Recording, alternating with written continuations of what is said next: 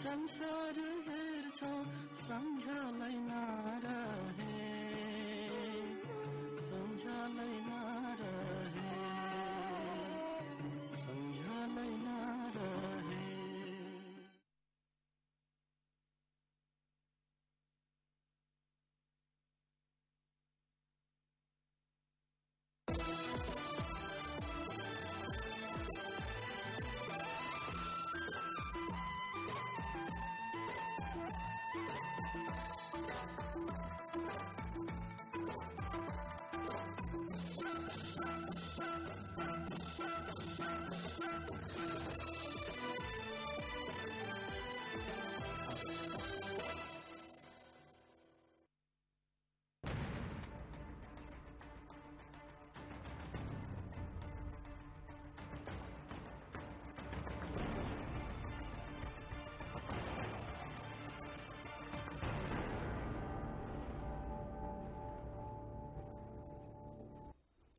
नमस्कार, माउन्टेन अपडेटमा स्वागत छ। म जीपी उपाध्याय आजको माउन्टेन अपडेटको यो श्रृंखला सहित उपस्थित भएको छु।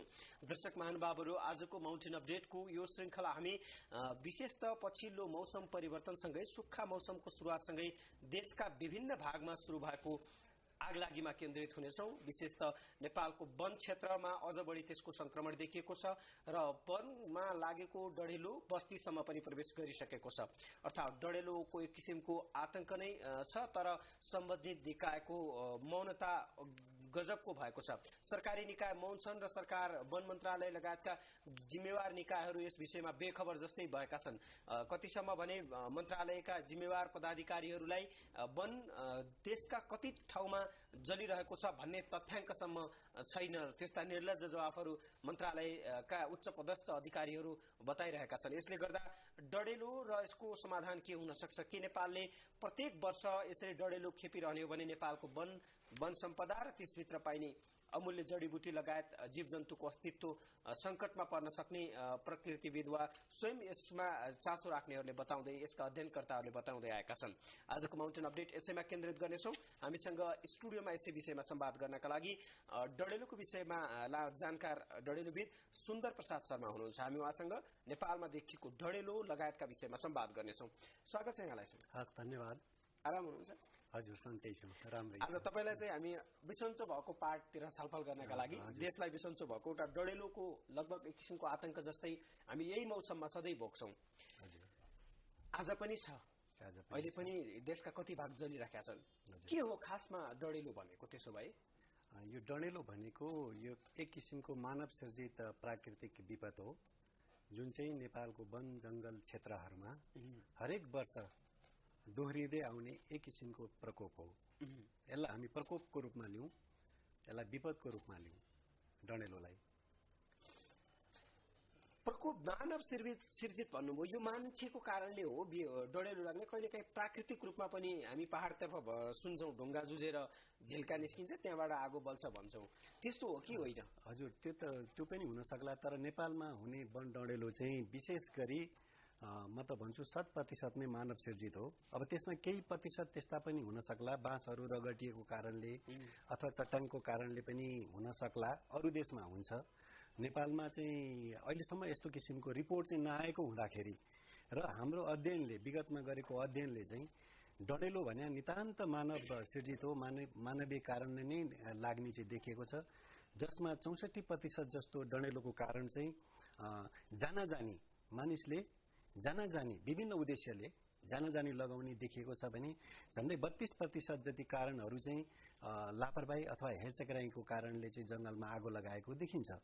अब यो यसमा अझ क्याटेगोराइज गर्दै भन्नु पर्दाखेरि चाहिँ अब विशेष गरी यो गाउँघर, हाम्रो कृषि प्रधान देश हो, मान्छेहरू कृषिमा आधारित छन् र यसको लागि चाहिँ कृषकहरूले नयाँ पालुवा पलाओस् भन्ने किसिमले जंगलमा रहेका सुकेका पात पतिंगरहरूलाई बाल्नको लागि अनियन्त्रित रूपमा आगो लगाएको देखिन्छ भने अन्य चाहिँ खोरिया फडानी भए, चोरी सिकारीहरूको कारणले भए, यस्ता धेरै कारणहरू छन्। अब कसैले चुरोटको ठुटो त्यतिकै लापरवाहीपूर्वक फालिदिएको कारणले र कतिपय अवस्थामा हाम्रो त घर बस्ती र जंगल चाहिँ एक सँगसँगै जोडिएको अवस्था छ र गाउँ बस्तीहरूमा चाहिँ मान्छेहरूले कहिलेकाहीँ आफ्नो बस्ती घर जोगाउनको लागि डडेलु सिजन लाग्ने बेलैमा आफ्नो बस्तीतिरबाट आगो लगाएर अनियन्त्रित किसिमले लगाएर पठाइदिएको पनि देखिन्छ। जुन चाहिँ अब उहाँले आफ्नो सम्पत्ति त जोगाउनु हो, तर त्यो अनियन्त्रित किसिमले चाहिँ अन्य वन क्षेत्रहरूमा पनि फैलिएको छ। यसरी हेर्दाखेरि डडेलु चाहिँ यो एक किसिमको विपद हो, जसमा चाहिँ मान्छे नै यसको प्रमुख कारण हो। मान्छेको मनोवृत्ति, मान्छेको स्वार्थ नै यसमा अभिप्रेत छ। डडेलुले हामीलाई दिने त्यति फाइदाहरू त छैन नि, के को स्वार्थ त्यहाँ जोडिने त? त्यसो भए अब एकदमै राम्रो प्रश्न गर्नुभयो। डडेलु चाहिँ कस्तो भने जीविकोपार्जनसँग पनि कुनै कुनै हदमा सम्बन्धित छ। जस्तो मैले अघि नै भने, नयाँ पालुवाको लागि मान्छेले लगाइदिन्छन्। नयाँ पालुवा किन भन्दाखेरि गाईबस्तुको लागि, जंगलमा गाईबस्तुको लागि जुन आहार छ। नयाँ पालुवा त स्वतः आउँछ नि, होइन? तर धेरै पात पतिङ्गरहरू थुप्रेर बसेको बेलामा नआउन सक्छ र बुढा रुखहरूको पात पतिङ्गरहरू त्यति गाईबस्तुले नरुचाउने पनि भएको कारणले नयाँ पालुवाहरू रुचाउने। डडेलु लागिसकेपछि नयाँ किसिमको पालुवाहरू जुन चाहिँ पौष्टिकता पनि हुन्छ, त्यो हिसाबले पनि मान्छेहरूले चाहिँ लगाएको हुन्छ। त्यसो भनेको त हामी एउटा सानो स्वार्थका लागि गम्भीर त्रुटि गर्दैछौँ। एकदम गम्भीर त्रुटि गर्दैछौँ। जंगललाई फेरि यो हामीले अलिकति मिस अन्डरस्ट्यान्डिङ पनि के छ भनेदेखि, डडेलु आफैमा सधैँ नराम्रो पनि होइन। जंगललाई कतिपय अवस्थामा आगोको आवश्यकता पर्छ, तर यो डिसास्टर हुने किसिमको, प्रकोप हुने किसिमको, ठुलो किसिमको डिसास्टर जस्तो चैत वैशाखमा लाग्ने डडेलु चाहिँ त्यसले चाहिँ वन वनस्पति सबैलाई असर गरिरहेको हुन्छ। त्यसलाई पनि डडेलु आवश्यक हुन्छ। वनलाई पनि कहिलेकाहीँ जस्तो वनस्पतिहरूलाई चाहिँ अलिकति डाइभर्सिफाई गर्नलाई पात पतिङ्गरहरूले कतिपय अवस्थामा छोपिएर जुन बिउहरू जमिनबाट उम्रिन पाएको हुँदैन, त्यसलाई उम्रिने मौकाहरू पनि दिन्छ। यसरी अरू ठाउँबाट उडाएर ल्याएका बिउ बिजनहरू पनि यदि त्यो पात पतिङ्गरहरू छैन, माटोको सम्पर्कमा जान पायो भने त्यहाँबाट बायोडाइभर्सिटीमा पनि काम दिन्छ। तर त्यो चाहिँ ठुलो किसिमको हुनु हुँदैन, नियन्त्रित किसिमको हुनुपर्छ। र यसलाई हामी यो प्राविधिक भाषामा भन्दा अर्ली बर्निङ भन्छौँ। नेपालको लागि अर्ली बर्निङ भनेको जस्तै जनवरी फेब्रुअरीतिर हुन सक्ला। त्यो बेलामा जुन पात पतिङ्गरहरू, सुकापाटा, ढलापाडाहरू हुन्छ, त्यस्तोलाई बाल दिनु चाहिँ राम्रो हुन्छ। तर अलिकति ध्यान दिनुपर्ने कुरा हुन्छ। विथ प्रेस्क्रिप्सन भन्ने कुरोहरू त्यसमा हुन्छ। बाल्दाखेरि त्यतिखेरको टेम्परेचर कस्तो छ, त्यतिखेरको हावाको सापेक्षिक आर्द्रता कस्तो छ, र जुन फ्युल हुन्छ त्यहाँ पात पतिङ्गर हुन्छ त्यसको चिस्यान कस्तो छ, यो कुरामा पनि ख्याल गर्नुपर्छ। आगो चाहिँ स्याट्ट बलेर सकिने हुनुपर्छ। धेरै समयसम्म रहने किसिमको आगो हुनु हुँदैन र ठुलो किसिमको ज्वाला निक्लिने आगो पनि हुनु हुँदैन। त्यस्तो बेलामा चाहिँ आगो लगाउन सकिन्छ। तर एकदम धेरै यो चैत वैशाखमा त धेरै जम्मा भइसकेका हुन्छ पात पतिङ्गरहरू जंगलमा, वन जंगलमा। अझ कतिपय ठाउँमा त 5-7 वर्षदेखि डडेलु नलागेको ठाउँहरू पनि हुनसक्छ भने त्यहाँ त झन् धेरै नै जम्मा भइसकेको हुन्छ। त्यस्तो ठाउँमा अघि नै मैले भने त्यो कारणहरू विभिन्न कारणले, चाहे लापरवाहीले होस् मान्छेको, चाहे जान जानी अनियन्त्रित डडेलुले होस्, र त्यस्तो आगो लाग्यो भने चाहिँ त्यो चाहिँ विकराल हुन्छ, जुन चाहिँ छत्र डडेलुमा पनि परिणत हुन सक्छ। अहिले हामीले जुन भोगिराखेका छौँ, अहिले हाम्रो देशमा जुन प्रकारको डडेलु देखिया छ, यसलाई कसरी वर्गीकरण गर्न सकिन्छ? कुन प्रकारको हो यो? नेपालमा अहिले देखिरहेको डडेलुलाई चाहिँ म चाहिँ दुई किसिमको वर्गीकरण गर्छु। एउटा सतही डडेलु जुन चाहिँ भुइँबाट मात्र लाग्छ, रुखको छत्रमा माथि क्राउनमा चाहिँ लाग्दैन, क्राउनमा हुँदैन। अहिले त्यस्तै छ। अहिले तराई र पहाडी जिल्लामा त्यस्तो हुन्छ भनेदेखि विशेष गरी यो कोणधारी जंगल छ नि, हाम्रो त हिमाली भेगमा कोणधारी जंगल छ।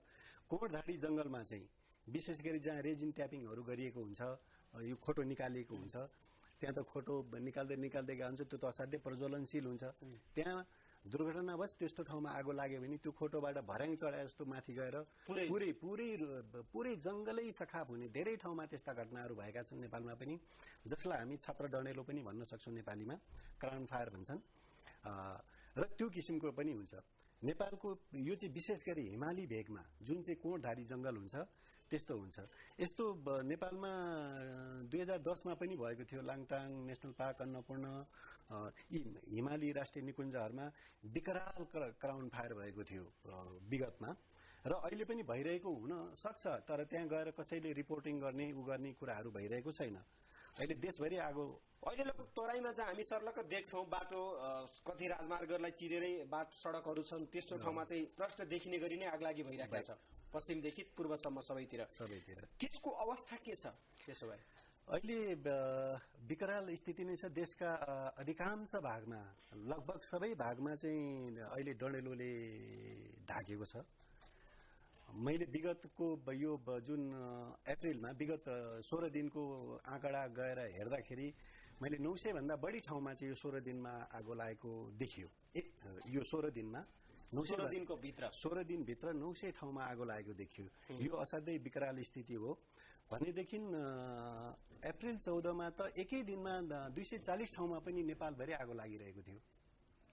अप्रिल 14 मा चाहिँ। तर अहिले चाहिँ अलिकति अहिलेको हाम्रो सायद मौसममा अलिकति परिवर्तन आएको कारणले पनि हुन सक्छ। अहिले चाहिँ अलिकति कम छ।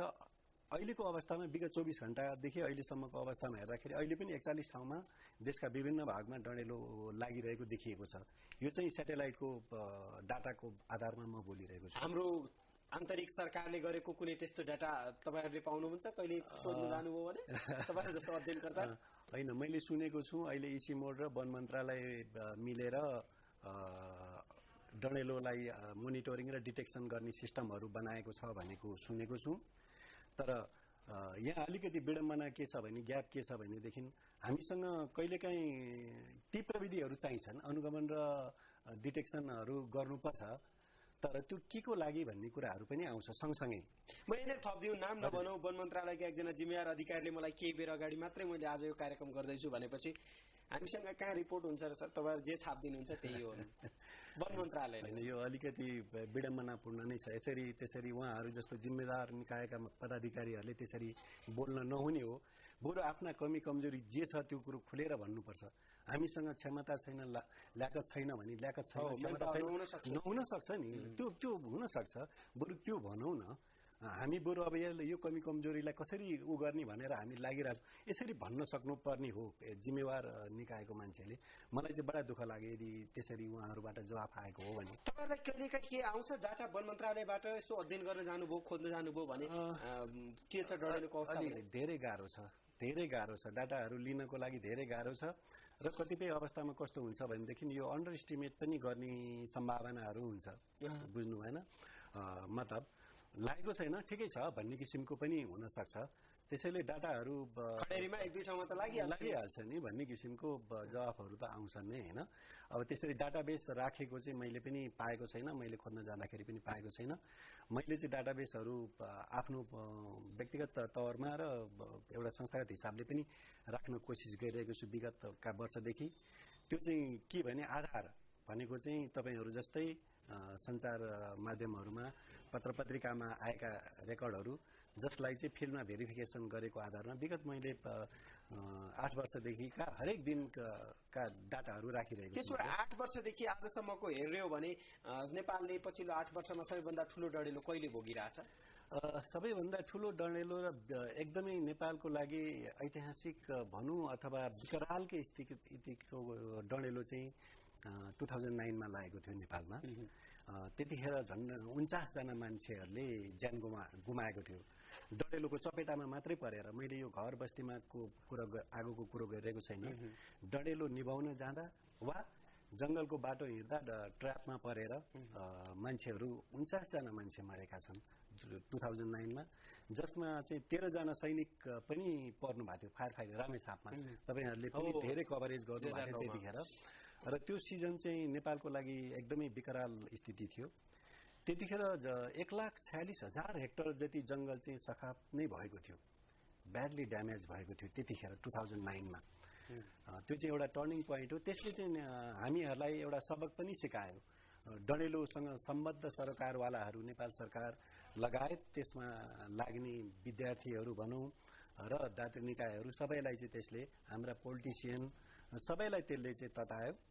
र त्यसको एउटा राम्रो नतिजा पनि के निक्ल्यो भनेदेखि त्यतिखेरसम्म हामीलाई चाहिँ डडेलो व्यवस्थापन कसरी गर्ने भन्ने किसिमको कुनै किसिमको नीतिहरू थिएन, कुनै किसिमको रणनीतिहरू थिएन। भने त्यतिखेर चाहिँ प्राकृतिक स्रोत साधन समितिले चाहिँ ल रणनीति बनाऊ भनेर डेडलाइन नै दिएकोले वन मन्त्रालयले 2010मा आएर वन डडेलो व्यवस्थापन रणनीति 2067 चाहिँ त्यतिखेर लागू भयो। अहिले त्यो रणनीतिको बारेमा अहिले हामी फेरि कुरा गरौँला, त्यसका कमी कमजोरीहरू। रणनीति त छ, तर त्यो रणनीतिलाई चाहिँ कसरी कार्यान्वयनमा लाने। म त्यही भन्दै थिएँ, जस्तो कहाँनिर जोड्ने भने जस्तो हामी अन्तर्राष्ट्रिय समाचारहरू पल्टाएर हेर्ने हो भने देख्छौँ 80 हेक्टर वनमा आगलागी हुँदा सेनाका हेलिकप्टरहरू, प्रहरीका सबै स्रोत साधनहरू आकाशबाट कृत्रिम वर्षा गरेर भयो त्यो निभाउने प्रयत्न भइरहेको छ भन्छौँ। तर हामी आजको दिनमा नेपाली समाचारमा कहीँ पनि त्यो हामीले भन्ने लेख्ने स्थिति छैन। सेनाले वा प्रहरीले सरकारको उच्च स्तरकोले गएर वनमा कृत्रिम वर्षा गराएर त्यहाँ माथिबाट पानी फालेर त्यो निभाउने काम भइरहेछ भन्ने सुनिँदैन। धेरैमा सञ्चार माध्यमबाट एउटा सरकारी सञ्चार माध्यमबाट सुरुमा एउटा विज्ञापन जस्तो सूचना जस्तो दिने बाहेक त्योभन्दा बढी केही पनि हुँदैन। हजुर, एकदमै यो अहिलेको यथार्थ स्थिति त्यही हो।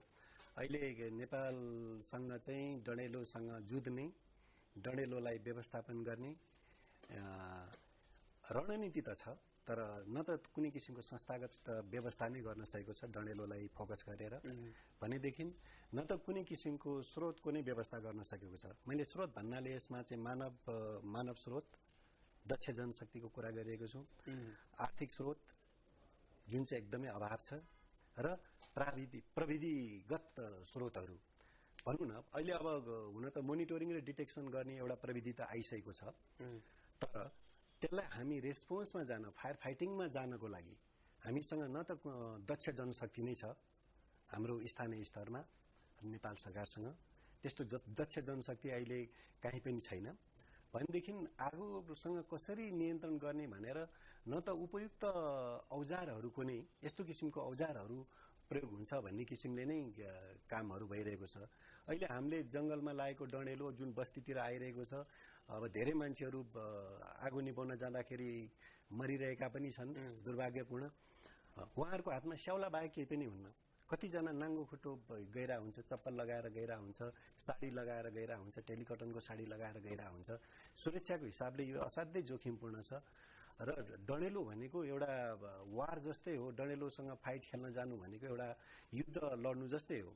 त्यसैले आफू पुरा सुरक्षित किसिमले चाहिँ आगो नियन्त्रण गर्न जानुपर्छ, आफू दक्ष हुनुपर्छ। दक्षता नभएको कारणले नै अहिलेसम्म हामीहरू सुनिराख्छौँ। अस्ति भर्खर पनि सुने, डडेलो निभाउन जाँदाखेरि काभ्रेमा एकजना व्यक्तिको मृत्यु भयो। अब कारण के भन्दाखेरि उहाँलाई थाहा थिएन डडेलोको स्वभाव कस्तो हुन्छ, व्यवहार कस्तो हुन्छ भन्ने कुरो सायद थाहा थिएन होला, घेर्यो होला। र त्यसरी घेर्यो भने कसरी बच्ने भन्ने किसिमको उहाँलाई प्राविधिक ज्ञान पनि थिएन होला। र यी सेक्टरहरूमा चाहिँ, यी क्षेत्रहरूमा चाहिँ सम्बद्ध सबै सरोकारवालाहरूले चाहिँ एकदम बेलैमा ध्यान पुर्याउनु पर्ने छ। ढिला भइसकेको छ, हामीसँग रणनीति आएकै 3 वर्ष भइसक्यो। अब पनि कानमा तेल हालेर बस्ने हो भनेदेखि आउँदा वर्षहरू चाहिँ हामीले अझ नराम्रा घटनाहरू चाहिँ सुन्नुपर्ने, डडेलोबाट नै हुने सुन्नुपर्ने अवस्थाहरू अझ आउन सक्छ। रहेका वन जङ्गलहरू पनि सबैले दिएकै भनाइमा आधार मान्ने हो भने अधिकांश कारणहरू त्यसो भए डडेलोको कारण हामी व्यक्ति हौँ, आफू व्यक्ति हौँ हो। के जनचेतना भएन हामीमा? एकदमै राम्रो प्रश्न उठाउनु भयो। वास्तवमा जनचेतनाको पनि कमी हो कि है? हामीले जनचेतना, त्यस्ता मूलक कार्यक्रमहरू स्थानीय स्तरसम्म स्कुलका हरेक पाठ्यपुस्तकहरूमा पनि अहिलेसम्म डडेलो भन्ने के कहीँ कुनै पाठ्यपुस्तकमा छैन। कम्तीमा पनि यो प्राथमिक स्तरदेखि नै डडेलो भने यो हो, यसले हाम्रो वनस्पति वातावरणमा यस्तो असर गर्छ भन्ने किसिमको एउटा बेसिक जानकारी उहाँहरूलाई दिएर डडेलोलाई चाहिँ अनियन्त्रित डडेलो चाहिँ एकदमै हानिकारक छ भन्ने किसिमले सानै उमेरदेखि उहाँहरूलाई ब्रेनमा त्यो कुराहरू पार्न सकेको भएदेखि सायद यस्तो हुँदैन थियो होला। अझ पनि मानिसहरू निहित स्वार्थले एउटा हरिण मार्नको लागि जङ्गल पुरै लगाइदिएको अवस्था, आगो लगाइदिएको छ। उहाँहरूको यो मानसिकतामा परिवर्तन ल्याउनु पर्ने अवस्थाहरू छ। यति सानो सानो कुराहरूले गर्दाखेरि हाम्रो अमूल्य वन जङ्गलहरू अहिले नोक्सान भइरहेको छ।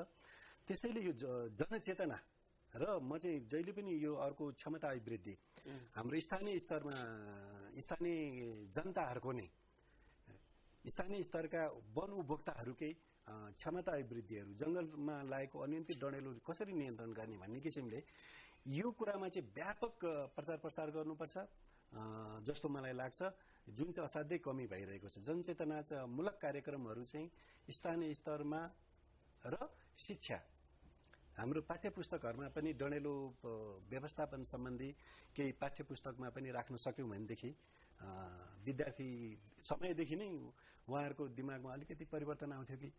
यति हामी डढेलोसँग सम्बन्धित संवाद गरिरहेका छौँ। एकैछिन ब्रेकमा जाउँ, त्यसपछि थप सन्दर्भ जोड्नुहोला। दर्शकबिन, आज हामी देशका विभिन्न भागमा देखिरहेको एक किसिमको डरलाग्दो रूपमा जुन डढेलो लागिरहेको छ, त्यसले प्राकृतिक सम्पदाहरूको जुन नाश गरिरहेको छ, वन त लगभग सखा हुन लागेको भनेर आइरहेका छन्, जहाँ डढेलो लागिरहेको छ। निकै डरलाग्दो स्थितिमा यद्यपि यसको निवारणका निम्ति, डढेलो न्यूनीकरणका निम्ति कहीँबाट ठोस प्रयत्न भएको छैन। सामूहिक रूपमा गाउँलेहरूद्वारा केही गरिए पनि, तर त्यसको सरकारी तौरबाट कुनै उच्च स्तरीय त्यस्तो प्रयत्न भएको छैन। आज हामी यसैमा केन्द्रित भइरहेका छौँ। हामीसँग डढेलोविद सुन्दर प्रसाद शर्मा हामीसँग स्टुडियोमा हुनुहुन्छ। उहाँसँग नेपालमा विशेषतः देखिने डढेलोको कारण, यसमा रोकथाम गर्न सकिने उपाय र यसमा सरकारले खेलिरहेको भूमिका लगायतका विषयमा त्यो सन्तोषजनक छ या छैन भन्ने विषयमा संवाद गरिरहेका छौँ। माउन्टेन अपडेटमा ब्रेक, त्यसपछि थप सन्दर्भ जोड्नेछौँ।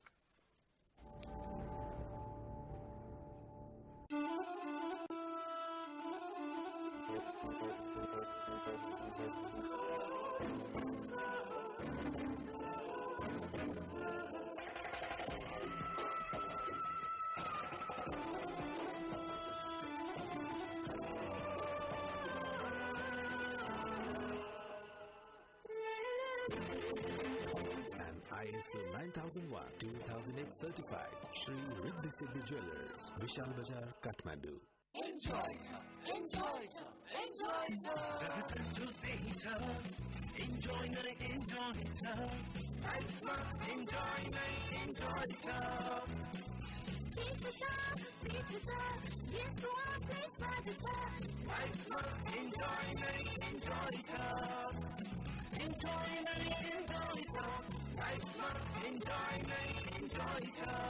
Enjoy mango drinks, life maharbal. Enjoy.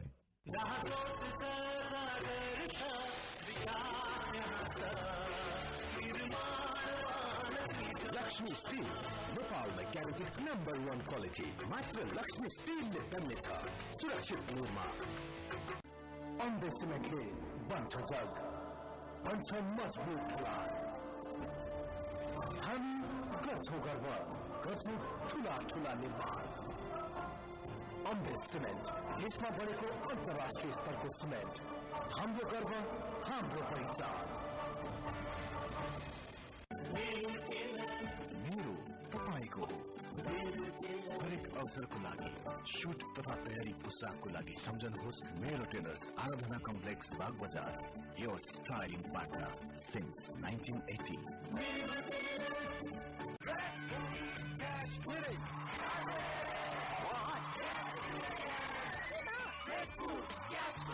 अब रेड बुल क्याश पुलको फुल अफरिङमा नगद पुरस्कार अझ धेरैलाई 1,20,000, 10,000 र 5,000 र थप नगद रु 1,000 पनि। अब रेड बुलमा क्याश जित्ने अझै धेरै छन्।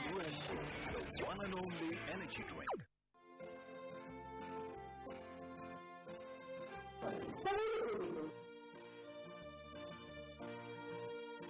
सबैले रोजेको हामीले मनपराएको लुजा फेसियल हैन त? सुन्दरताको लागि सबैको रोजाइ हो। लुजा फेसियल प्याक, सुन्दरता तपाईको साथमा। अचम्म छ साथी, पण्डित पनि यहाँ इलेक्ट्रोनिक पण्डित एउटा मात्र पढेको 80 रुपियाँ लिन्छन्। सुन साथी, यो बजेट बिहा हो। ठिक छ, वाह कस्तो राम्रो। बजेटको बिहामा यस्तो महँगो पेन्ट? फ्याक्ट्री इमल्सन, यो आम डिसेम्बरको तुलनामा 1.5 गुणा धेरै फैलिन्छ। अब कमसेकम पेन्टिङको खर्च चाहिँ बजेटमा आइहाल्छ। बजेट बिहा बस फ्याक्ट्री इमल्सन, यो हेर्दा मात्र महँगो देखिन्छ।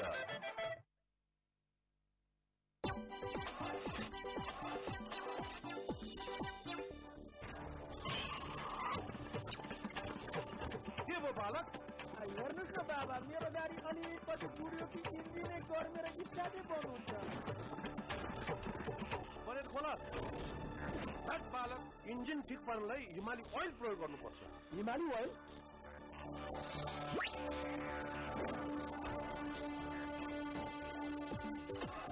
यो त कमाल भयो बाबा।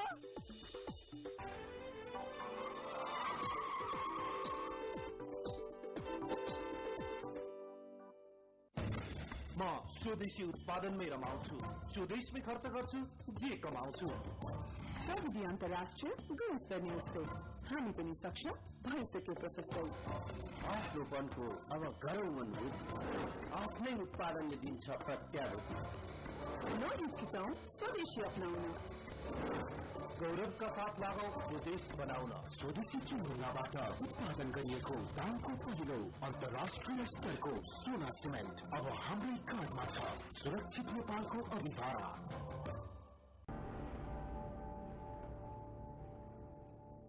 विश्रामपछि पुनः स्वागत छ। अहिले तपाईँ माउन्टेन अपडेटमा हुनुहुन्छ। आजको माउन्टेन अपडेटमा हामी डडेलो केन्द्रित भएका छौं। देशका विभिन्न भागमा लागिरहेको डडेलो र यसको वरिपरि रहेर नेपालमा वर्षेनी घटनाहरू दोहोरिने गर्छन् र यसको अन्त्यका निम्ति अर्थात् डडेलो न्यूनीकरणका निम्ति अन्त्य नभए पनि कम्तीमा न्यूनीकरण, डडेलो भयावह स्थितिमा गइसकेपछि त्यसलाई रोकथाम गर्ने उपायका विषयमा केन्द्रित रहेर डडेलोबीच सुन्दर प्रसाद शर्मासँग संवाद गरिरहेका छौं। विश्रामपछि पुनः स्वागत छ। हामी डडेलोमा केन्द्रित भएका थियौं, विशेष त नेपालको डडेलो भनेर। जस्तो अहिले डडेलो जुन प्रकारले भइरहेको छ, जुन प्रकारले डडेलोले महामारी रूप लिइरहेको छ, हामी त्यसो भए कहाँनिर चुकिराखेका छौं कि यो डडेलो लागिहाल्यो र व्यक्तिगत कारणले लागिहाल्यो, तर त्यसपछि रोक्नेमा कहाँनिर चुकिरहेका छौं? अब यसमा हामी चुकेको भनेको हामीसँग संरचना पनि बनिसकेका छैन। देशमा संरचना बन्नु पर्यो। सबैभन्दा पहिला त डडेलो नियन्त्रण गर्ने एउटा जिम्मेवार एउटा संस्था त हुनु पर्यो नि, हेर्नको लागि को जिम्मेवार हुने भन्ने किसिमको त्यस्तो किसिमको संरचना अहिलेसम्म छैन। वन मन्त्रालयसँग पनि त्यस्तो किसिमको संरचना छैन र त्यहाँ चाहिँ एउटा डडेलो व्यवस्थापन हेर्ने एउटा छुट्टै महाशाखा जस्तो हुनु पर्यो र त्यसमा चाहिँ प्रशस्त स्रोत साधनहरू चाहिँ नेपाल सरकारले चाहिँ दिनु पर्यो। अब स्रोत साधन छैन, संरचना छैन भनेदेखि त डडेलोलाई हामीले नियन्त्रण गर्न सक्ने अवस्था छैन। हामीले ठुलो ठुलो हेर्नु बाहेक अरू कुनै उपाय चाहिँ अहिले म देखिरहेको छैन। अलिक कम स्तरमा हुन सक्ने भने अहिले जंगलको आसपासमा बस्ने मान्छेहरूलाई जनचेतनामा सहभागी गराउने हो। अहिले गर्ने भने कि अहिलेको तत्काल हिसाबमा त त्यही हो। हाम्रो वन जंगलको बस्तीको बीच छेउछाउमा भएका घर बस्तीका जनताहरू जो चाहिँ जंगलसँग प्रत्यक्ष सरोकार राख्छन्, उपभोग गर्छन्, त्यस्ता ठाउँहरूमा व्यापक किसिमको जनचेतनाका कुराहरू र कानुनी प्रावधानहरू के छन्, यदि कसैले अनियन्त्रित आगो लगायो भने कानुनले के गर्छ भन्ने कुराहरू पनि यी पनि जनस्तरमा थाहा हुनु पर्यो। यहाँ अहिले भनिदिइहाल्नु यो मौका हो। जंगलमा कसैले आगो लगायो भनेदेखि उसलाई 1 वर्षसम्म जेल सजाय हुन्छ र उसलाई 10,000 रुपियाँ जरिवाना हुन्छ, गर्न सकिन्छ सम्म सकिन्छ। तर यो प्रावधान चाहिँ त्यति लागू भएको देखिएन, किनकि जंगलमा कसले आगो लगायो भनेर त्यो जंगलमा आगो लगाउने मान्छे पत्ता लगाउन चाहिँ गाह्रो भएको छ। अहिले पत्ता लगाउन नसकिने रहेछ। अहिलेसम्म आगो लगायो भनेर धेरै कारवाही भएको सुन्नेको छैन। कहीँ फाटाफुट्ट सुन्नेको पनि छ, आगो लगाउने मान्छेलाई समातेर कारवाही गर्यो भन्ने किसिमको। यस्ता कानुनी प्रावधानहरू पनि का कुराहरू पनि जनस्तरमा जानु पर्यो र सबभन्दा महत्त्वपूर्ण कुरो त हामी नागरिक भएकोले नागरिक दायित्व के हो भन्ने कुरामा पनि जनताहरूमा चाहिँ यो एउटा चेतना हुनु पर्यो। वन जंगल भने हाम्रो सम्पत्ति हो, सादा सम्पत्ति हो। यसमा हाम्रो एउटा व्यक्तिको निहित स्वार्थले गर्दाखेरि पुरै जंगललाई नष्ट गर्न हुँदैन, यो हाम्रो दायित्व हो भन्ने किसिमको उहाँहरूमा त्यो भावनाहरू पनि जगाउनको लागि व्यापक किसिमको विभिन्न किसिमका माध्यमहरू प्रयोग गरेर जनचेतनामूलक कार्यक्रमहरू सञ्चालन गर्नुपर्छ। तर ती कार्यक्रमहरू सञ्चालन गर्नको लागि पनि अहिले मैले सुनिरहेको छु, जिल्लाका साथीहरूसँग मेरो सम्पर्क भइरहेको छ, के छ त भन्ने किसिमले उहाँहरूसँग आर्थिक अभाव छ। यी कुराहरू गर्नको लागि स्रोत साधनको अभाव छ। जंगलको छेउमै आगो लागेको देखिन्छ। हामी यहाँबाट मोनिटरिङ गरेर अरे मित्र तपाईँको जंगलको चाहिँ फलानु पोइन्टमा चाहिँ फलानु वडामा आगो छ भनेर हामी भनिदिन सक्ने अवस्थामा हामी पुगेका छौँ। तर त्यो ठाउँमा गएर आगो नियन्त्रण गर्न सक्ने उहाँहरूसँग क्षमता छैन। त्यसैले म उहाँहरूलाई पनि दोष दिन चाहन्न अहिले उहाँहरूले किन गर्नु भएन भन्ने किसिमले। तर उहाँहरू जिम्मेवार चाहिँ हुनु पर्यो। उहाँहरू यो वन जङ्गललाई संरक्षण गर्न भनेर बस्नु भएको हो। उहाँहरूले आफ्नो तर्फबाट पनि पहल गर्नु पर्यो, कार्यक्रमहरू बनाउनु पर्यो, जिल्ला स्तरबाट आउने कार्यक्रमहरू पनि बनाउनु पर्यो। त्यो कार्यक्रमहरूलाई पनि केन्द्रीय स्तरका निकायहरूले स्वीकृति दिनु पर्यो। र कतिपय अवस्थामा मैले सुनेको छु कार्यक्रम बनाएर त पठाइएको हुन्छ तर माथिबाटै काटेर आउँछ, हामीले के गर्ने, यस्तो अवस्था पनि छ। यो पनि एउटा यथार्थता हो। तर सरकारवाला निकायहरू भने जस्तो सरकार वा स्थानीय पुलिस प्रशासन वा वनका कर्मचारी, अझ अलिक सामुदायिक वनको अवधारणा सामुदायिक वन मात्र त होइन नि, अरू पनि सेक्टर छन्, उनीहरूको भूमिका पनि त त्यति प्रभावकारी देखिएन नि है? छैन। अहिले कसैको पनि सम्बद्ध सरकारवालाहरू, यसमा नेपाल सरकारमा पनि यो डडेलो भन्ने एउटा विपद हो र विपद हेर्नको लागि फोकल पोइन्ट भनेको गृह मन्त्रालय हो। गृह मन्त्रालय अहिले खालि पोस्ट डिसास्टरमा कुनै पनि किसिमको प्रकोप भइहाल्यो भनेदेखि चिउरा बाँड्ने हिसाबले राहत मात्र उहाँहरू पोस्ट डिसास्टर हुन्छ। हामीहरूको गर्नुपर्ने चाहिँ हामी प्री डिसास्टर, यस्तो डडेलो लाग्नै नदिने। यो अरूतिर पनि लागू हुन्छ, अरू डिसास्टर पनि लागू हुन्छ, तर डडेलोमा केन्द्रित हौँ। डडेलो लाग्नै नदिने के गर्ने त भन्ने किसिममा यस्ता जनचेतनाका कुराहरू भए। जङ्गलमा अचानक दुर्घटनावश आगो लागिहाल्यो भनेदेखि ठुलो क्षेत्रमा नफैलिनको लागि हरेक जङ्गलमा कम्पार्टमेन्ट बनाएर ब्लक बनाएर फायर लाइनहरू बनाउने पो हो कि? र क्षमता अभिवृद्धि लागिहाल्यो भनेदेखि नियन्त्रण गर्नको लागि दस्ताहरू, फायर फाइटर ग्रुपहरू, अहिले हाम्रो देशमा झन्डै 18,000 को संख्यामा चाहिँ वन उपभोक्ताहरू छन्। तर उनीहरूको हातमा अहिले पनि एउटा पनि टुल्स छैन, एउटा पनि औजार छैन कि आगो नियन्त्रण उपयुक्त औजार। स्याउलाले मात्र नियन्त्रण गरेर त कति सकिन्छ? 3-4 चोटि स्याउलाले हान्छन्, बिचरा त्यो आगोको रापले थाकिसकेका हुन्छ, त्यो स्याउला तिनै सुकेर झरिसकेका हुन्छ। अर्को स्याउला गयो त्यो डडेलोले पहिले सिताइसकेका हुन्छ, ग्रिन हरियो स्याउला पनि भेट्दैन अनि फर्केर आउँछ। नियन्त्रण गर्न जति पनि गएका छन् मिडियामा हामी अहिलेको प्रवृत्ति हेर्ने हो भने समुद्र त्यो बाल्टिनले पानी झिकेर सिद्ध्याउँछु भन्ने जस्तै एकदमै त्यो त सम्भवै छैन। स्याउलाले नियन्त्रण गरेर अहिले 21औं शताब्दीमा यो चाहिँ लज्जास्पद कुरा हो। के गर्न सक्छौँ हामी आगो नियन्त्रणका निम्ति, त्यस्तो डडेलो नियन्त्रणका निम्ति?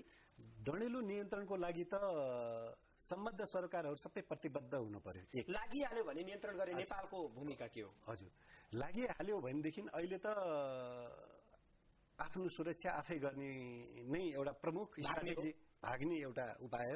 मलाई दुःख लागिरहेछ यो भन्दाखेरि हामी धेरै समयदेखि यो डडेलोमा लाग्यौं, डडेलोमै केही गरौँ, केही हुन पर्यो भनेर हामी सधैँ कराइरहेका छौं। तर अहिले पनि हामीले त्यही नियति भोगिरहेका छौं, विगतका वर्ष जस्तै नियति भोगिरहेका छौं। अब आगो लाग्यो भने भागौं भनेर मैले भन्नु चाहिँ उपयुक्त होला नहोला आफ्नो ठाउँमा छ, तर भन्न बाध्यता त्यो रियालिटी हो। होइन हामी आज कृत्रिम वर्षा गर्न सक्छौं भनेर मात्र त भएन, त्यो सम्भव छैन। अहिले हामी त्यो कृत्रिम वर्षा गर्ने त्यो पनि हामी सोचौँला, तर त्यसलाई अलिकति दीर्घकालीन रूपमा जाउँ हामीहरू। अब अमेरिका, अस्ट्रेलियातिर तपाईहरुले टेलिभिजन यताउति सबै हामी सबैले हेरिरहेका छौं। फायर फाइटर ग्रुपहरू सर गइरा हुन्छ, पानी बकेटबाट पानीले हालेर निभाइरहेका हुन्छन्। र अहिले चाहिँ हाम्रो अवस्था भनेको चाहिँ ग्राउन्ड फायर फाइटिङ नै हो, सतहमा लागेको आगो निभाउने नै हो। हामी 5-7 वर्ष 5-10 वर्षै भन्छु म त एरियल फायर फाइटिङमा हामी जान सक्ने हामीसँग लायकत पनि छैन, हामीसँग त्यो किसिमको संरचना पनि छैन, मेन पावर पनि छैन। मेन पावर बनाउँदाखेरि अब त्यहाँ अस्ति साउथ अफ्रिकामा एउटा गजब मजाको नमुना छ, म शेयर छोटो गरिहाल्छु। साउथ अफ्रिकामा त्यहाँ अलिकति कन्फ्लिक्ट ग्रुपका मान्छेहरू अलिकति त्यस्तै गरिबहरूको कारणले सोशल डिसअर्डर भएको रहेछ धेरै समय पहिला। र साउथ अफ्रिकामा उनीहरूले चाहिँ त्यस्ता ग्रुपका मान्छेहरूलाई फायर फाइटिङको चाहिँ ट्रेनिङ दिएर एउटा स्क्वायर नै 4000 को संख्यामा फायर फाइटरहरू, उहाँहरूसँग 15-16 वटा हेलिकप्टर हैन, त्यसरी उहाँहरूले स्टेप बाई स्टेप तालिम दिएर अब साउथ अफ्रिकाभरि कहीँ आगो लाग्दाखेरि त्यो संस्था, त्यो वर्किङ अन फायर भन्ने संस्था छ, त्यो मोडल मलाई असाध्यै मन परेको छ।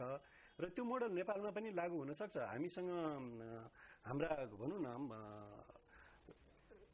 नेपाली सेनामा पनि हाम्रा धेरै जवानहरू छन् हैन, अब ती जवानहरूलाई पनि हामीले त्यस्तै किसिमको हुन त अहिले विपद व्यवस्थापन निर्देशनालय पनि बन्दैछ हैन हो त्यो विपद व्यवस्थापन निर्देशनालयमै विपद भन्नाले कस्तो भने हरेक विपदको व्यवहार स्वभाव र त्यसलाई नियन्त्रण गर्ने त्यसलाई डिल गर्ने ट्याक्टिक्सहरू फरक हुन्छ त्यसैले डडेलो पनि एउटा विपद हो यसको पनि छुट्टै किसिमको आगोको स्वभाव हुन्छ आगो नियन्त्रण गर्ने पनि आफ्नै किसिमको तौर तरिका हुन्छ घर बस्तीमा लाग्ने आगो नियन्त्रण गर्ने तौर तरिका र जंगलमा लाग्ने आगो नियन्त्रण गर्ने तौर तरिकामा फरक हुन्छ किनकि आगोको व्यवहार नै फरक हुन्छ त्यतिकै थाहा हुन्छ घरमा लागेको आगो एक ठाउँमा केन्द्रित भएर बलिरहेको हुन्छ र अर्को ठाउँमा सर्छ जंगलमा लाग्ने आगोहरू एक ठाउँमा पोइन्ट हुन्छ त्यसले सर्कल बनाएर चारैतिर यो गुणात्मक किसिमले समयमा चाहिँ गुणात्मक किसिमले चाहिँ त्यो व्यापकता लिइसकेका हुन्छ हामीले कहाँ सुरु भयो कहाँ अन्त्य हो भन्ने नै थाहा नहुने 5 मिनेटमा 2 मिटर पर पुगेको छ भनेदेखि 10 मिनेटमा त्यसले एरिया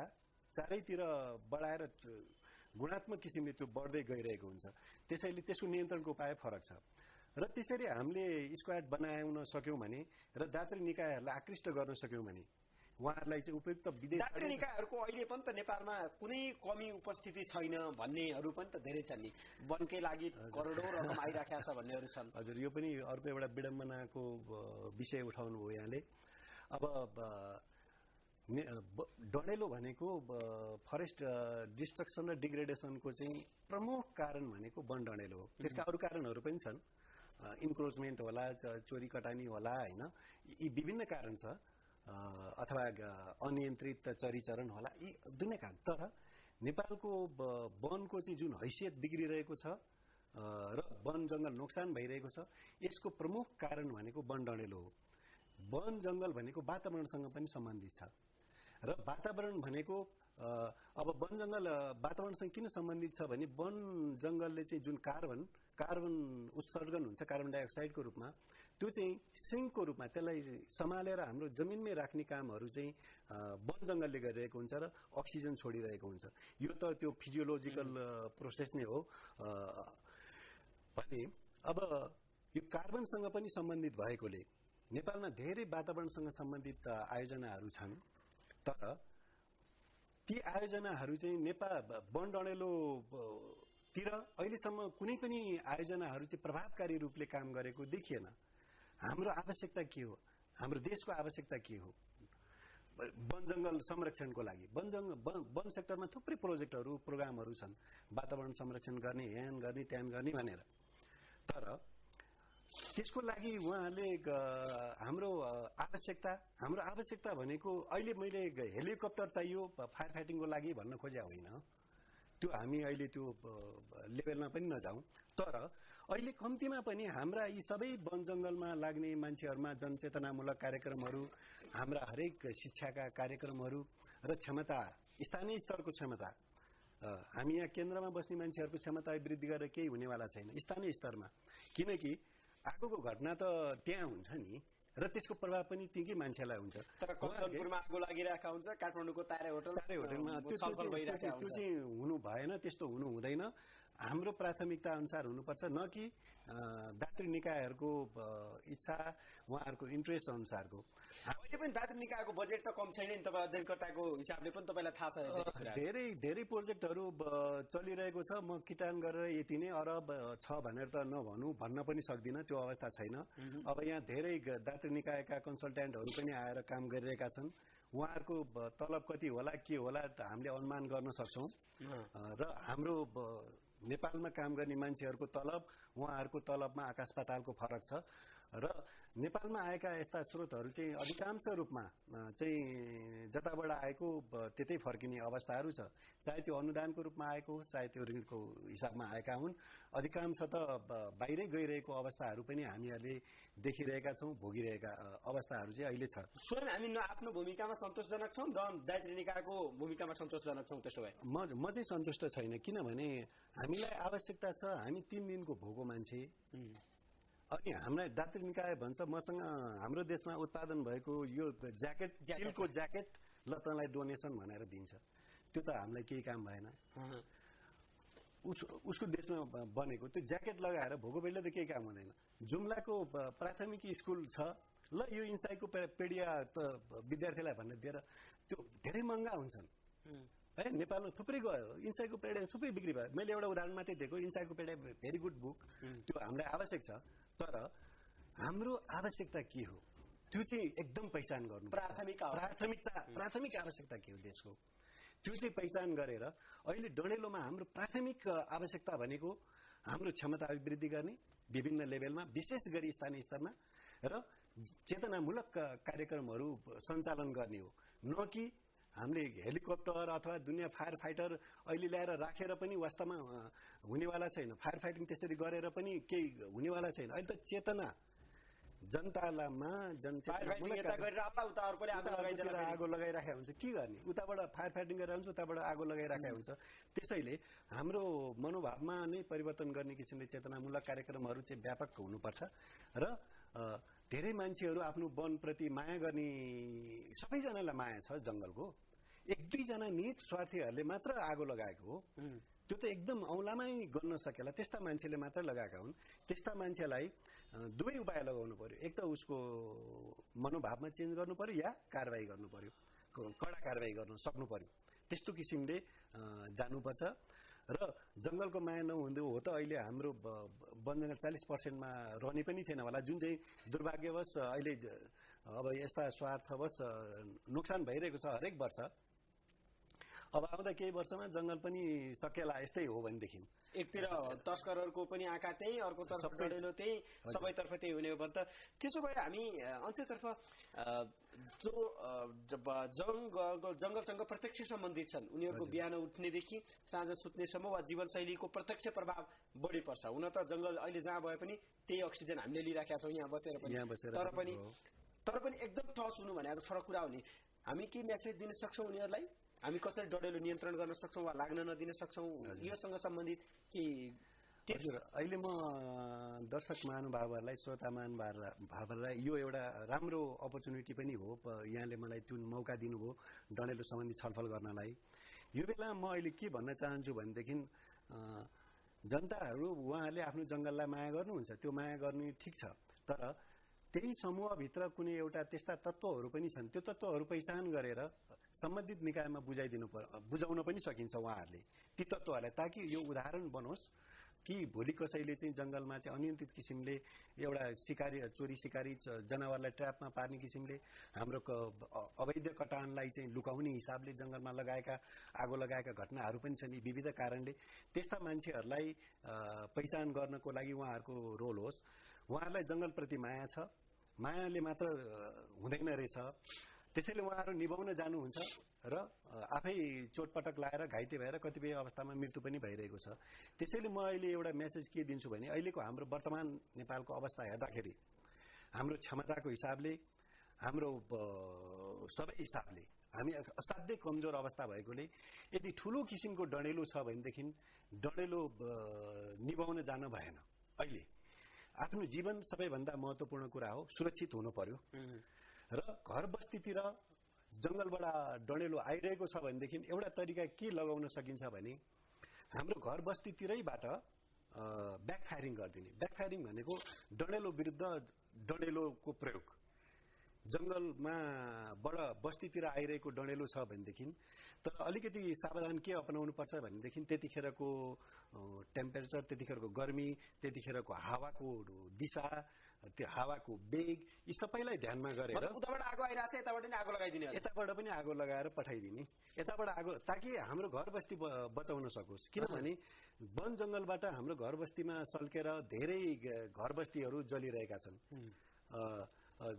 कति 700-800 घरहरू जलिसकेको छ विगत केही वर्षभित्रमा जंगलबाट आएको हिजो मात्रै बर्दियाको कुरा आइराखेको छ आज बर्दियामा हिजो बर्दिया अब त्यो किसिमले जलिराखेको छ यताबाट आगो आइरहेको छ भनेदेखि यहाँ घर छ भने यतैतिरबाट एउटा सेफ्टी लाइन बनाऊ सेफ्टी लाइन बनाएर यताबाटै आगो लगाएर पठाइदियो भने यो दुईटा आगो आएर बीचमा आएर निप्छ हाम्रो घर सुरक्षित हुन्छ यो ब्याकफायरिङ गरौँ ठूलो आगो छ भनेदेखि र अर्को एउटा टिप्सको रूपमा म के दिन चाहन्छु भने सानोतिनो आगो छ जुन चाहिँ भुइँको आगो छ भनेदेखि अब उहाँहरूको हातमा टुल्स छैन स्याउला मात्रै हो अब स्याउलाले कति धान्न सकिन्छ घोडाभन्दा ठूलो आगो छ भने त निभाउनै नचाहौँ ब्याकफायरिङ गरौँ घुँडाभन्दा आगोको ज्वालाको उचाइ घुँडाभन्दा सानो छ, सल्किँदै गइरहेको छ, कतै अलि विशेष ठाउँतिर आइरहेछ, बस्तीतिर आइरहेछ भने स्याउलाले भए पनि, पानी छर्केर भए पनि, माटो हालेर भए पनि त्यस्तो आगो चाहिँ निभाउन सकिन्छ। तर सेफ्टी फर्स्ट भन्छु म। जीवन अमूल्य छ, जीवन चाहिँ बचाउनु पर्यो पहिला सुरुमा। ठुलो आगो आएको छ, नियन्त्रण गर्न जा भनेको भरमा जानु चाहिँ त्यो आत्महत्या गर्न जा भनेको जस्तो हुन्छ र त्यस्तो कसैले पनि गर्नु हुँदैन। अनियन्त्रित आगो छ, भेल आइरहेको छ, बाढी आइरहेको छ, त्यहाँ गएर चाहिँ बचाउँछु, म रोक्छु, बाँध हाल्छु भनेर भन्नु त त्यो त मूर्खता हुन्छ। त्यस्तै डडेलोमा पनि ठुलो डडेलो लागिरहेको छ, आइरहेको छ भनेदेखि त के गर्ने? अब त्यो आफू सुरक्षित हुने बाहेक अरू कुनै उपाय छैन। दुर्भाग्यपूर्ण मैले चाहिँ यो मेसेज दिन परिरहेको छ। अब अघि नै मैले भने हामीमा चेतनाको स्तर अलि बढेको भए, हाम्रो क्षमता अझ बढी हेलिकप्टरसम्म अहिले राख्न पाइसकेको भए र त्यो एरियल फायर फाइटिङमा हाम्रो ग्राउन्डबाट पनि यो एक्लो आकाशबाट मात्र हुँदैन, त्यसमा ग्राउन्ड फायर फाइटिङ क्र्यू पनि सँगसँगै जानुपर्छ। यो दुईटा सँगसँगै हुन्छ। हामीले आकाशमा हेलिकप्टर मात्रै विदेशमा देख्छौँ, तर त्यहाँ ग्राउन्ड क्र्यूले पनि त्यहाँ हेल्प गरेर हुन्छ। उहाँहरू ट्रेन हुनुहुन्छ, विभिन्न स्तरको तालिम प्राप्त हुनुहुन्छ। उहाँहरूको हातमा वाकी-टकी, सेफ्टी ड्रेस, GPS, अक्सिजन सबै हुन्छ। इभेन डडेलोको बिचमा हो भनेदेखि त्यस्तो किसिमको एउटा खोल छ, स्याटर लगायो, आगो आइसक्यो, भाग्न भ्याएन भने त्यो ठ्याक्क खोल लगाएर सुतिदियो, आगो आउँछ, ग्राउन्ड फायर आउँछ, जान्छ, पछि उठ्यो, हिँड्यो। त्यस्तो प्रविधिहरू पनि छ विदेशमा। त्यसरी आयो भने फायर फाइटरहरूले उहाँहरूले त्यस्तो किसिमको कपडा पनि छ। हाम्रो टेन्ट जस्तो हुन्छ नि, क्याम्प फायरिङमा जाँदाखेरि टेन्टहरू हो, त्यस्तै टेन्ट जस्तो हुन्छ। आगोले असर गर्दैन। आगो आउँछ, आगो त्यहाँबाट बढेर जान्छ जङ्गलबाट, अनि त्यसपछि उनीहरू पछि सुरक्षित किसिमले निक्लिन्छन्। अब सबैतिर आगो त आगो हुन्छ हुन त, तर उनीहरूलाई चाहिँ कसरी बच्ने, के गर्ने भन्ने तालिमहरू दिएको हुन्छ। र त्यस्तो किसिमको तालिम चाहिँ मलाई लाग्छ हामीले दोस्रो स्टेजमा गएर गरौँला। देशमा कहिले न कहिले त हामीले त्यो लेभलमा जानु नै छ, तर अहिलेको भनेको चाहिँ हामीले ग्राउन्ड फायर फाइटिङ नै हो। ग्राउन्ड फायर फाइटरहरू, ग्राउन्ड डडेलो नियन्त्रक दस्ताहरू हाम्रो हरेक समुदायमा, सामुदायिक वन भनौँ अथवा अन्य वन उपभोक्ताहरूको चाहिँ हरेक समूहमा कम्तीमा एउटा दस्ता भइदियो भनेदेखि केही हदसम्म, म त पूर्ण रूपमा त भन्न सक्दिनँ, केही हदसम्म हामीले धेरै नै उपलब्धि हासिल गरेको जस्तो मलाई लाग्छ। त्यसो भए अलिकति सरकारबाट अपेक्षा गर्नुभन्दा पनि हामी आफै बढी, जो वनमा बढी सम्बन्धित छौँ, जसको जीवन वनसँग बढी निर्भर छ, हामी आफै सचेत हुनु पर्यो। एकदम हामी आफै सचेत हुनु पर्यो। अहिले हामीले जङ्गलमा जताततै डडेलो छ, अहिले केटाकेटीहरूलाई जङ्गलमा घाँस दाउरा अथवा गोठालोको लागि पनि नपठाउँ, किनकि ट्र्यापमा पर्ने सम्भावनाहरू हुन्छ। र केटाकेटीहरू कहिलेकाहीँ खेल्दै जिस्केर आगो लगाउने पनि, होइन, आलु पोलेर खाने, चरा मारेर पोलेर खाने, यस्तो घटनाहरू पनि, लापरवाहीहरू पनि देखिन्छ। त्यसैले उनीहरूलाई जङ्गलमा पठाउनुभन्दा अगाडि सलाई लाइटर उनीहरूको हातमा नदिने, जङ्गलमा सलाई लाइटर लिएर जाने मान्छेहरूलाई कडाभन्दा कडा कारवाही गर्ने, त्यस्तो किसिमको नियमहरू पनि बन्न सक्नु पर्यो। र बुढाबुढीहरूलाई चाहिँ अहिले जङ्गलमा त्यसरी नपठाइदिउँ भन्छु म। र हाम्रो अहिले देशको अवस्था कस्तो छ भने जङ्गल र बस्तीहरू प्रायः सँगसँगै छ। यस्तो बेलामा चाहिँ अब यतातिर जङ्गलमा डडेलो नलागेको अवस्था छ भनेदेखि कुनै बेलामा अर्को गाउँबाट आउन सक्छ। त्यसैले तपाईँहरू सुतेको बेलामा, तपाईँहरू मेलापातामा गएको बेलामा आफ्नो घरमा आगो आउन सक्छ। त्यसैले आफ्नो घर र जङ्गलको बिचमा कम्तीमा पनि त्यहाँको जङ्गलको हाइट यताउति हेरेर मेरो विचारमा 20 मिटरदेखि 50 मिटर जतिको एउटा सुरक्षा घेरा, खाल्टो नै नभनेर पात खाल्टो बनाउँदा धेरै महँगो पर्ला, गाह्रो पनि होला उहाँहरूलाई, होइन, त्यो भयो भने त झन् राम्रो।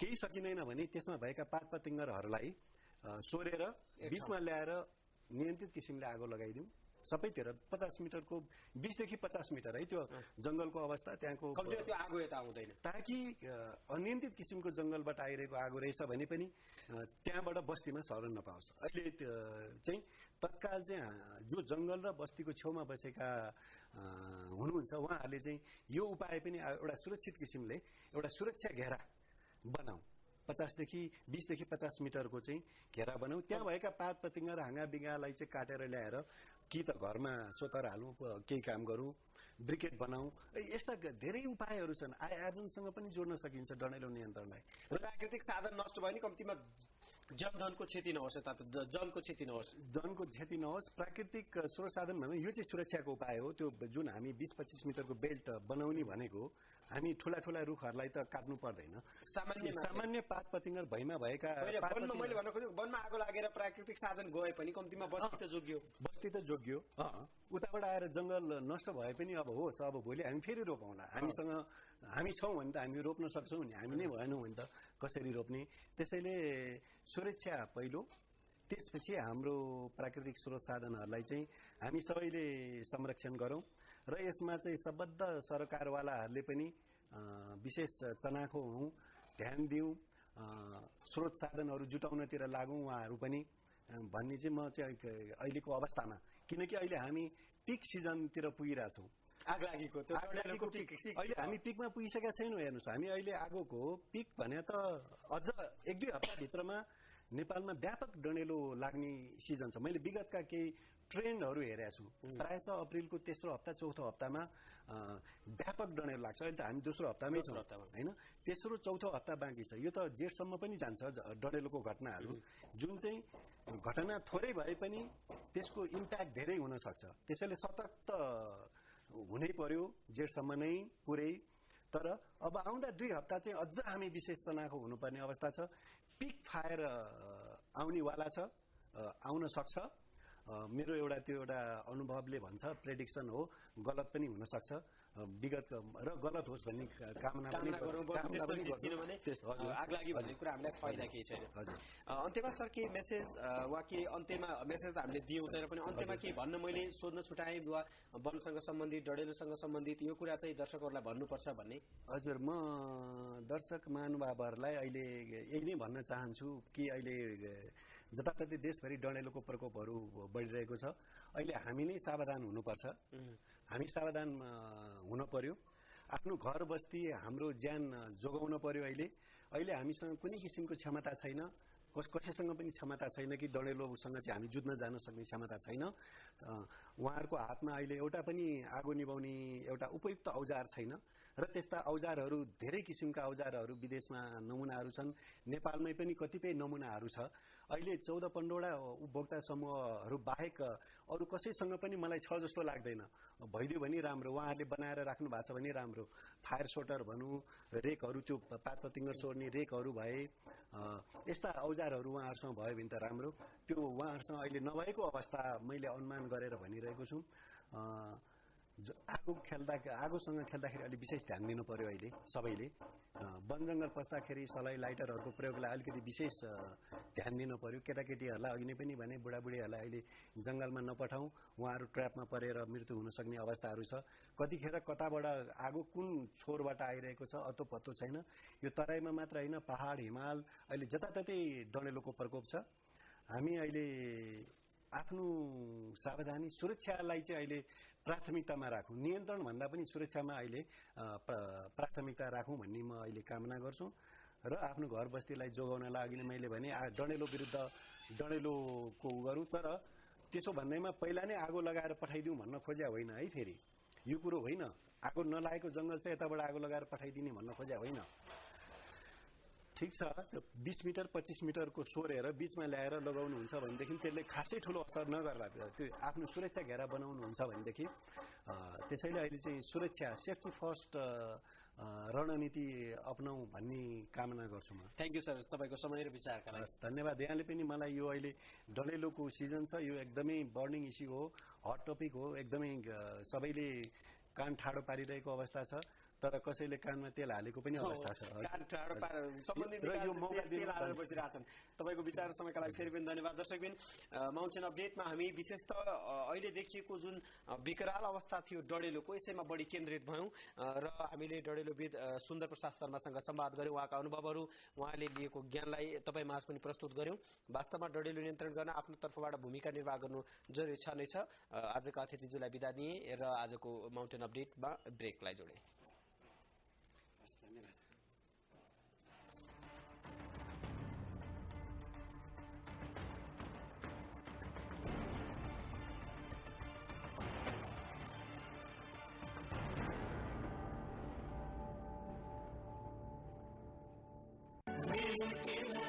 मेरो हरेक अवसरको लागि शूट तथा तयारी पोसाकको लागि सम्झनुहोस् मेरो टेलर्स आराधना कम्प्लेक्स बाग बजार, योर स्टाइलिङ पार्टनर सिन्स 1980।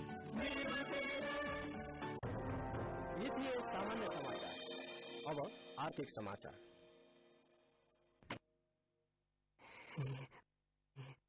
माफ गर्नुहोला, ताजा आर्थिक समाचार खोज्नु भएको हो?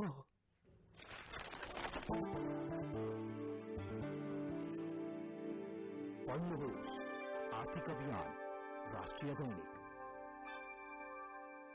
हरेक दृष्टि आर्थिक कोण।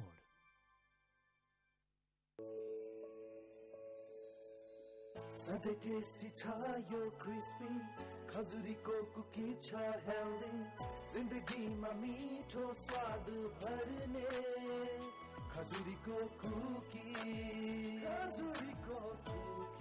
प्रस्तुत छ अन्तर्राष्ट्रिय क्वालिटीको हेल्दी टेस्टी खजुरीको कुकीज, बिस्किट्स, पफिनोज एन्ड मेनी मोर। खजुरीको लाइफ बनाउँछ स्वादिलो खजुरीको कुकी।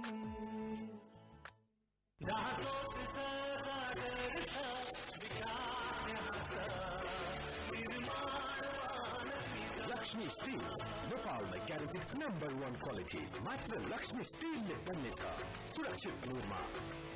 सायद एकदम शुभ छ। हप्तै पछि 5 तोला सुन जित्ने योग छ। 10 वटा बाइक जित्ने मौका। 10 जना ढुक्कै हुनुहोस्, कार तपाईकै हुनेछ। अनि 5000 जनालाई 100 रुपैयाँको बोनस ब्यालेन्स हरेक हप्ता। मात्र 100 रुपैयाँ वा सोभन्दा बढीको रिचार्जमा। प्रस्तुत छ एनसेल रिचार्जमा उपहार। अब हरेक 100 रुपैयाँ वा सोभन्दा बढीको रिचार्जमा पाउनुहोस् टिकट नम्बरहरू। अनि हरेक मंगलबार साँझ 6:30 बजे कान्तिपुर टिभीबाट प्रत्यक्ष प्रसारण गरिने लकी ड्रबाट जित्नुहोस् 10 हप्तामा 10 वटा कार, 10 हप्तामा 10 वटा बाइक, 5 तोला सुन 10 हप्ताभरि अनि 100 रुपैयाँको बोनस ब्यालेन्स 5000 जनालाई हरेक हप्ता। के तपाईले आज रिचार्ज गर्नुभयो? एनसेल नेपालको लागि। Padma Group presents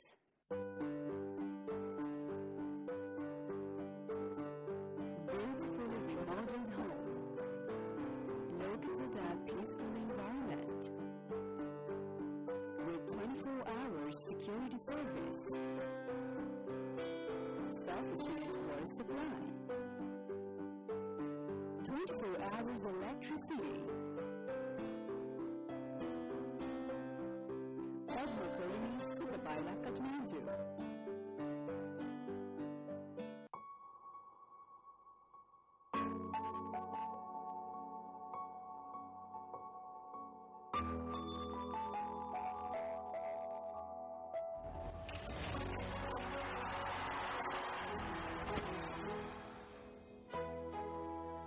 अन्तर्राष्ट्रिय स्तरले नेपालमा बनाइएको हेरिटेज कार्पेट थुप्रै मनमोहक रङहरू र विभिन्न आकर्षक प्याटर्नहरू भएको। हेरिटेज कार्पेट आरामदायी अनि बेग्लै अनुभवका लागि।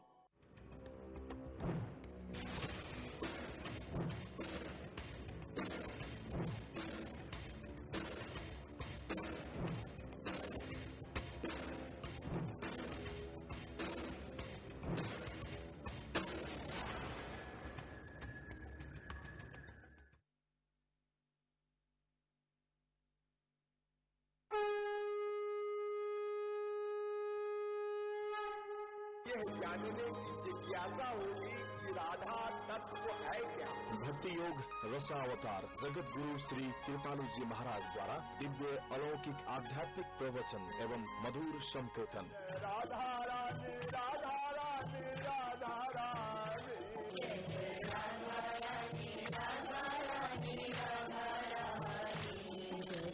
राधा रानी राधा रानी राधा रानी। हरेक दिन बिहान 36 देखि 7 बजेसम्म मात्र माउन्टेन टेलिभिजनमा। जय जय वृन्दावन महारानी राधा रानी। आर्थिक समृद्धिको राष्ट्रिय अभियानमा अब मध्य भागले खेल्नेछ अग्रणी भूमिका र यो अभियानमा हामी जोड्छौं यहाँको संस्कृति र समाजको सद्भावनालाई। अर्थतन्त्रको पूर्वाधार उद्योग, व्यापार, कृषि, पर्यटन र तराईको संस्कृति। कार्यक्रम मध्य नेपाल प्रत्येक मंगलबार साँझ 6:30 बजे पुनः प्रसारण बुधबार बिहान 10:30 बजे र दिउँसो 3:30 बजे।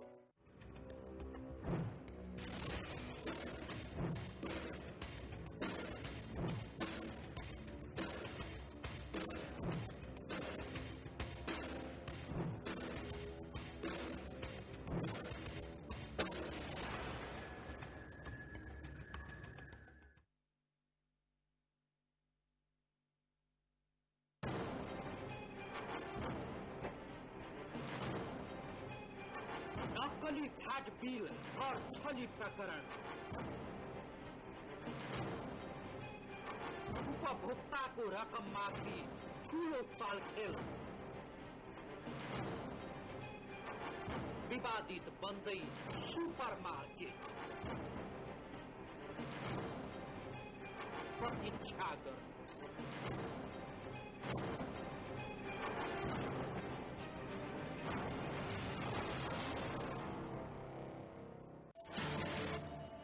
राजनीतिको चपेटामा राष्ट्रिय अर्थतन्त्र,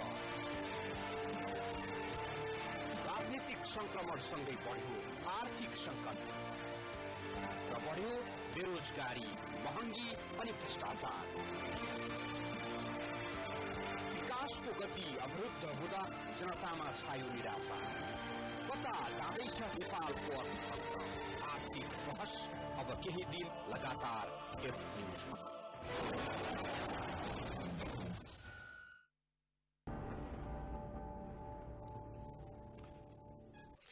विश्रामपछि पुनः स्वागत छ। अहिले तपाईँ माउन्टेन अपडेटमा हुनुहुन्छ। आजको माउन्टेन अपडेटलाई हामी डडेलोसँग जोडिरहेका छौं। विशेषतः देशका विभिन्न भागमा लागिरहेको विशाल डडेलो र त्यसका कारण उत्पन्न भइरहेको प्राकृतिक जुन विनाश भइरहेको छ, जनधनको क्षति भइरहेको छ, तर सरकारले यसमा उदासीनता देखाइरहेको छ। सम्बन्धित निकायले, गृह प्रशासन वा वन मन्त्रालयले जुन डडेलो नियन्त्रणका लागि उपयुक्त पहल गर्नुपर्ने हो त्यसतर्फ भने उदासीन जस्तै देखिएको छ। यतिसम्म भन्नुपर्छ सरकारसँग यकिन आँकडा पनि छैन देशका कुन कुन भागमा कहाँ डडेलो लागिरहेको छ भन्ने विषयमा। डडेलोको चपेटामा यति बेला पुरै देश छ। तराईदेखि पहाडी जिल्लाहरू, अझ मध्य जुन पहाड र तराईको बीचमा छन् ती क्षेत्रहरू अझ बढी संकटमा परेका छन्।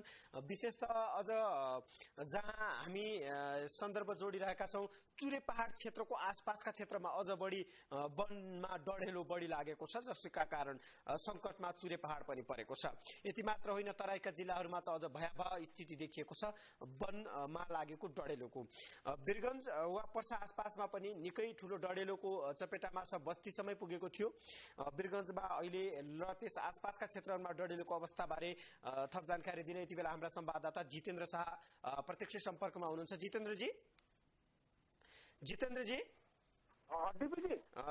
जानकारी गराउनुहोस्। पर्सा लगायतका आसपासका क्षेत्रहरूमा यस वर्षको अहिलेको डडेलोको प्रभाव के छ र कति वन क्षेत्रमा लगभग डडेलोले लागिरहेको छ?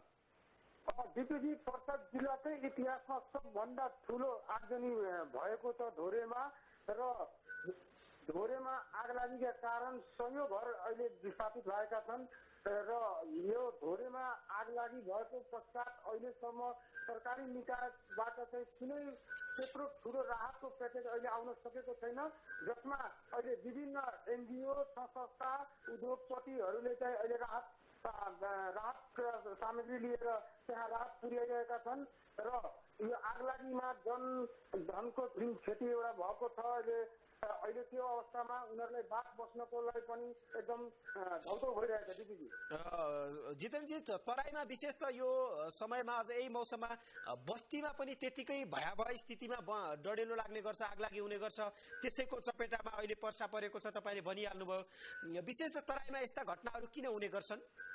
विपरीत पर्सा जिल्लाको ग्रामीण भेगहरूमा अहिले एकदम प्रचण्ड गर्मी र हावाहुरीको अहिले एकदमै व्यापक लहर चलिरहेको छ र यस अहिलेको अवस्थामा खेतहरूमा गहुँका बालीहरू जुन काटिन्छ, खेतहरूकोमा रहेका परालहरू एकदम सुक्खा हुन्छन् र प्राय जस्तो पर्सा जिल्लाका ग्रामीण क्षेत्रहरूमा फुसको घरहरू, परालका घरहरू बनेका छन् र ग्रामीण भेगमा चाहिँ दाउराबाट खाना पकाउने र आगलागीबाट बच्नको लागि कुनै किसिमको जनचेतनामूलक कार्यक्रम हुँदैन। जसरी अनि माछा पोलेर खाने खेतहरूमा मासु पोलेर खाने र आगोहरू ननिभाउने हावाहुरीले गर्दा पुसको घरमा एउटा घरमा आगो लागेपछि चाहिँ रक्करै टाँसेको भएको हुनाले गर्दा व्यापक रूपमा घरहरू जलिरहेको छ। जस्तो त्यहाँ अहिलेको स्थिति के छ त? आगलागीबाट पीडित हुनेहरूको अवस्था के छ? उनीहरू कसरी बसिरहेका छन्? राहत वितरणमा सरकारले वा स्थानीय प्रशासनले ढिलाइ गर्नुको कारण के हो? दिदीजी पर्सा जिल्लामा लागेको अहिले जुन भीषण आगलागी भएको छ, अहिले चाहिँ राहतको सवालमा चाहिँ सरकारी निकायबाट चाहिँ अहिले एकदमै धीमा गतिले एकदम विस्तारै रूपमा राहत आइरहेका छन् भने विभिन्न संस्थाहरूले उद्योगपतिहरूले र विभिन्न एनजिओहरूले बजारमा चाहिँ चन्दा सङ्कलन गरेर लत्ता कपडा गरेर अहिले राहत लगिरहेका छन् र उनीहरूले अहिले पूर्ण रूपमा चाहिँ खानाहरूको पनि व्यवस्था हुन सकेको छैन र बिहान बेलुका चिउरा चना खाएर बसिरहेका छन्। खाना पकाउने भाँडाहरू अहिले छैनन् र नेपाल सरकारको तर्फबाट चाहिँ अब छिटै नै पहल हुने आश्वासन मात्र पाएका छन् र यहाँका स्थानीय जुन अहिले आगलागीमा परेका छन् उनीहरू एकदम आक्रोशित पनि छन्। अहिलेसम्म उनीहरू राति प्रशासनको भनाइ के छ जितेन्द्रजी? किन राहत वितरण कार्य वा तत्काल उनीहरूलाई राहत दिन नसकिएको भन्नेमा प्रशासनले के बताएको छ? प्रशासनले हामीलाई अहिले चाहिँ राहतको सवालमा केन्द्रबाट राहत पूर्ण रूपमा राहतमा आएको कारणले गर्दा आफै जति सक्दो हामीले प्रयास गरिरहेका छौँ छिटैभन्दा छिटै, र हामीले आफ्नै कर्मचारीहरूको तर्फबाट र सीमित एउटा बजेट छ, त्यो बजेटमा हामीले भ्याउन सकेका छैन भनेछन् दिदी। जस्तो जिल्लाका अन्य ठाउँमा त्यत्रो ठुलो आगलागी भइसकेपछि उच्च सतर्कता अपनाउने जनचेतना फैलाउने केही काम गरेको छ प्रशासनले? अहिलेसम्म यो आगलागीको यत्रो भीषण आगलागी हुँदा पनि आसपासका गाउँहरूमा पनि कुनै त्यस्तो जनचेतनामूलक कार्यक्रमहरू ल्याइएको छैन, कुनै पनि म्याचिङ भएको छैन र पर्सा जिल्लामा लगातार 3वटा गाउँमा आगो लागिसक्दा पनि अहिले सम्बन्धित निकायहरू एकदम मौन छन् दिदी। जानकारीको निम्ति धन्यवाद जितेन्द्रजी। उहाँ हुनुहुन्थ्यो हाम्रा संवाददाता जितेन्द्र शाह, जानकारी गराउँदै हुनुहुन्थ्यो डडेलोको जुन आतंक छ देशमा त्यसैका विषयमा पर्सामा भएको भीषण आगलागी र त्यसबाट पुरै लगभग 2वटा बस्ती नै विस्थापित भएको प्रसंग हामीले जोडेका थियौं र जसका कारणले गर्दा पर्सामा अझ बढी संकट देखिएको छ। प्रशासनले अग्निपीडितहरूलाई तत्काल राहतको वातावरण सिर्जना गर्नुपर्छ र तराई र सुक्खा मौसमका कारणले गर्दा अभिभावकहरूले पनि ध्यान दिनुपर्छ। केटाकेटीलाई घरको आगोजन्य सलाई लाइटर जस्ता वस्तुहरूबाट टाढा राख्नुपर्छ। केटाकेटीको पहुँचमा पुग्ने गरी राख्नुहुन्न र आफ्नो घर आगो डडेलोबाट कसरी सुरक्षित बनाउन सकिन्छ भन्ने विषयमा स्वयं हामी पनि जिम्मेवार हुनु जरुरी छ। वनमा डडेलो लगाउने वा लगाउन प्रयत्न गर्नेहरूलाई कानूनी दायरामा ल्याउन हामी सबैको दायित्व हो। वन र बस्ती जोगाउँ र डडेलोको जुन भयावह स्थिति छ यसलाई रोक्नका निम्ति हामी सबै प्रयत्न गरौँ। आजलाई माउन्टेन अपडेटको यो श्रृंखला डडेलो आतंक यति नै। भोलि नयाँ विषयवस्तु र सन्दर्भ सहित उपस्थित हुनेछौँ। आज हामीले भयावह रूपमा स्थितिमा देखिएको डडेलोमा केन्द्रित रहेर अपडेट प्रस्तुत गर्यौं। कार्यक्रमबाट सम्पूर्ण सहकर्मीहरू सहित म पनि आज्ञा चाहन्छु। माउन्टेन टेलिभिजन हेर्दै गर्नुहोला। नमस्ते।